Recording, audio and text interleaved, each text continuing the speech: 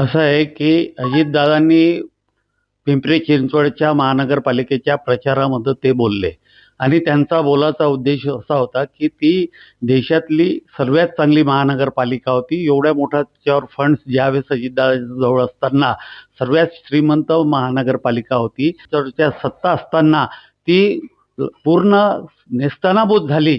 हा उद्देश त्यांचा बीजेपीवर म्हणजे त्या तिथल्या लोकल लोकांनी जे काही तिथं काम केलं त्यावर त्यांचा रोख होता. परंतु त्याच्यातून भाजप म्हटल्यामुळं पूर्ण राज्यात त्याच्या प्रतिक्रिया उमटल्या आणि त्यानंतर प्रदेशाध्यक्ष असो किंवा अजून जे काही भारतीय जनता पार्टीचे आहेत त्यांनी त्याच्यावर आपल्या प्रतिक्रिया दिलेल्या आहे. परंतु ज्यांची लायकी नाही अशा त्या माजी खासदार नवनीत राणा अजितदादावर आरोप करून आल्या.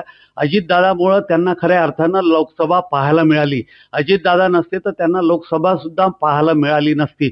प्रत्येक वेळेस विश्वासघातकी राजकारण करणाऱ्या ह्या ज्या नवनीत राणा आहे यांनी आपली पात्रता पाहावी व पात्रतेनुसार बोलावं.